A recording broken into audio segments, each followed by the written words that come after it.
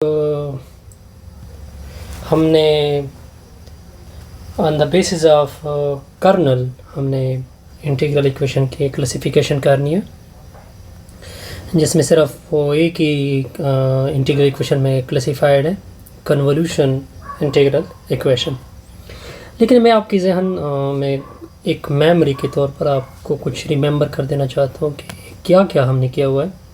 देखिए, जी of x के ऊपर हमने जब जी ऑफ एक्स 1 रखा, ठीक है, जब जी ऑफ एक्स 0 रखा, जब जी ऑफ एक्स नाइदर 0 था नर 1 था, तो हमने कुछ इंटीग्रल इक्वेशन डिफाइन किए। फिर एफ ऑफ एक्स के ऊपर हमने कुछ एफ ऑफ एक्स 0 था, एफ ऑफ एक्स नाइदर 0 था, हमने कुछ इंटीग्रल इक्वेशन डिफाइन किए।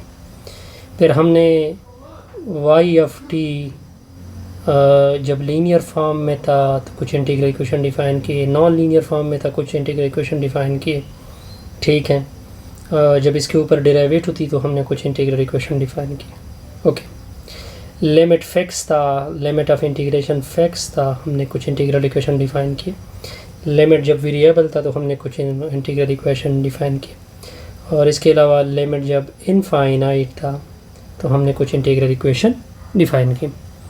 ये चंद चीज़ें थी जो कि हम प्रीवियस डिफ़ाइन कर रहे हैं। अब कर्नल, अब हम इसी के ऑफ एक्स टी ऑफ के ऊपर एक इंटीग्रल इक्वेशन क्लासिफाई कर रहे हैं।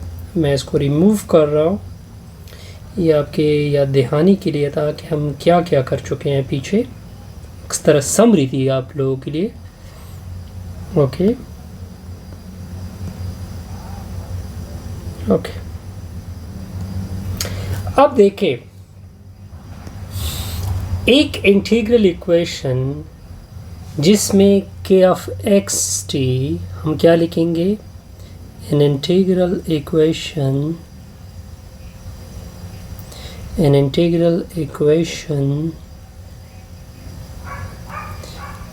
in which k of xt यानी colonel is of the form k of x minus t, जिसमें जो कर्नल होगा वो अगर इस फॉर्म में गिवन हो जाए कि एन इंटीग्रल इक्वेशन, लेकिन बात होगी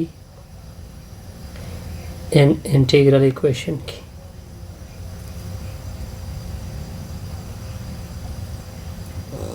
then such type of integral equation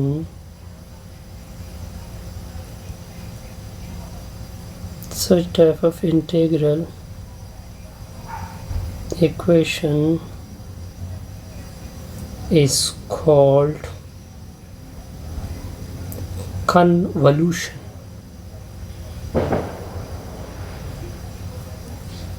integral equation।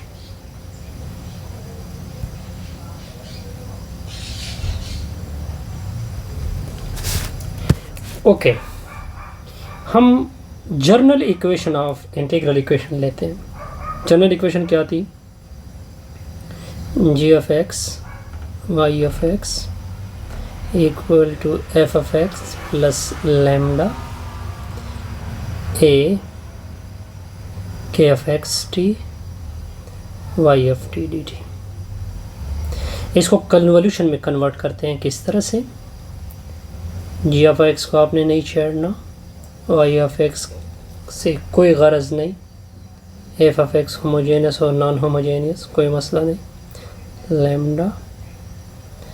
देखिए, इसकी जगह मैं क्या पुट करूँगा कन्वोल्यूशन इंटीग्रल इक्वेशन में कन्वर्ट करने के लिए, x minus T.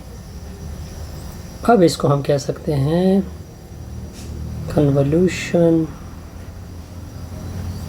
Integral equation.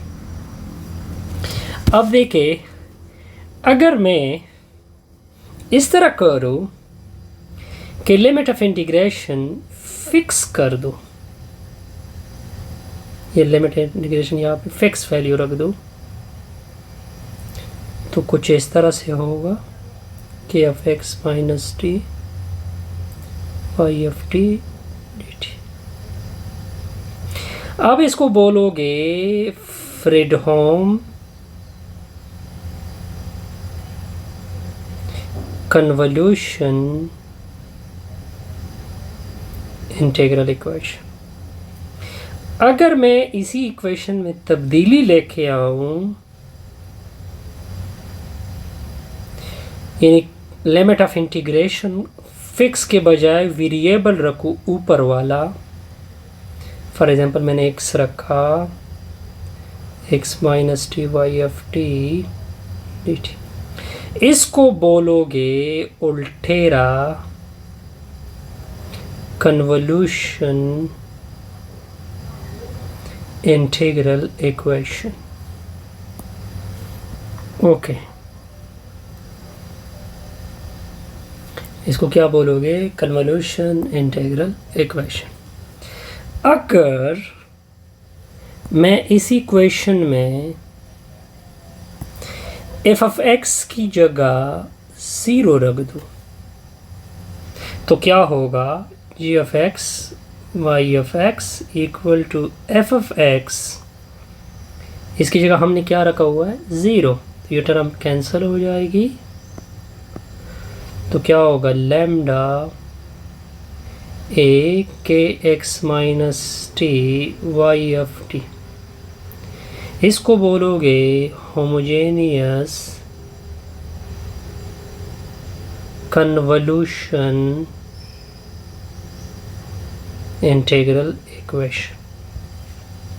जब f ऑफ x 0 नहीं था, for example g of x y of x f of x plus lambda a k of x minus t y t, तब ये क्या था?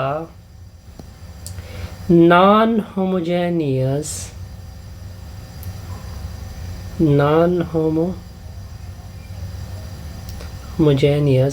इन कन्वोल्यूशन इंटीग्रल इक्वेशन। इसके अलावा आप डिफरेंट काइंड भी डिस्कस कर सकते हैं। मैं रिमार्क डालूंगा तो फिर ये लंबा चौड़ा किस्सा हो जाएगा, इस वजह से हम यहाँ पे एक शॉर्ट रिमार्क लिख सकते हैं। Similarly we discuss different kind of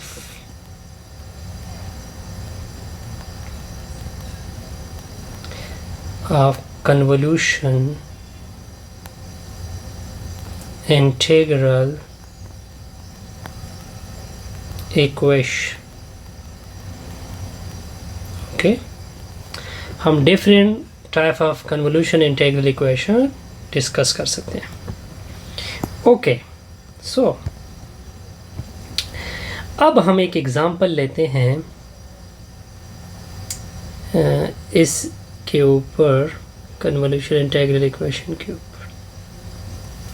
अगर आपको दिया जाए y of x equal to f of x plus lambda 0 to x sine x minus t y of t d t, आपसे पूछा जाए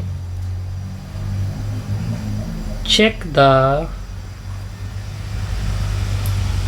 which type of integral equation this is। तो हमारा answer क्या होगा? देखिए, लिमिट फिक्स नहीं है तो उल्टेरा हो जाएगा। क्या हो जाएगा? उल्टेरा। f ऑफ x भी 0 नहीं है तो क्या हो जाएगा? नॉन होमोजेनियस हो जाएगा। ओके, इसके अलावा जो कर्नल है वो किस फॉर्म में है? k of x minus T की फॉर्म में है, तो कन्वोल्यूशन हो जाएगा। ओके, इसके अलावा y ऑफ x और y ऑफ t वो लीनियर है तो वो लीनियर भी हो जाएगा। ओके, और क्या काइंड में क्या काइंड है? कौन सा काइंड होगा? उल्टेरा, काइंड हम किस बेस के ऊपर करते हैं, किस बेस के ऊपर काइंड करते हैं। अब मेरी मेमोरी रिकॉल होगी तो मैं आपको बताऊंगा, क्योंकि बनाना थोड़ा मुश्किल होगा। तो सबसे पहले मैं इस तरह बनाता हूँ। ये हैं लीनियर नॉन होमोजेनियस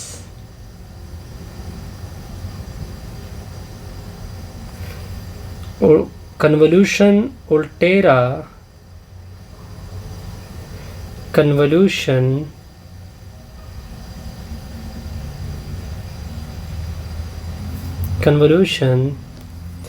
अब देखिए जी ऑफ एक्स यहाँ पे 1 है, तो जब जी ऑफ एक्स यहाँ पे 1 होगा तो हमने काइंड पढ़े थे second type integral equation।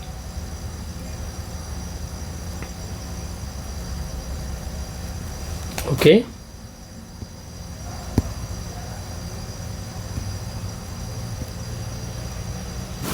Now अब हम एक एक्सरसाइज लेते हैं,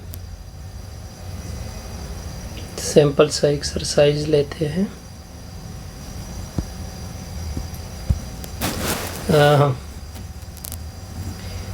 Identify homogeneous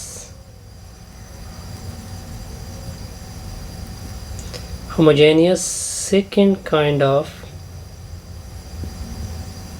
integral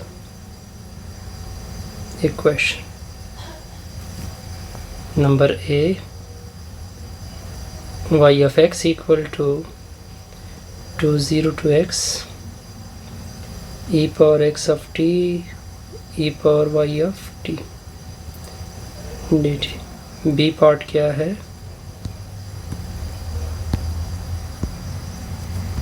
okay 3 0 to 1 e power x minus t y of t dt equal to sin x। c part क्या है, y of x equal to 0 to x sin of x minus t y of t dt। d part क्या है, y of x equal to e power x plus 0 to x sin t y t dt। कहते हैं इसमें कौन सा homogeneous है और साथ साथ सेकेंड काइंड भी है, इंटीग्रल इक्वेशन है। ओके, देखिए ये होमोजेनियस है,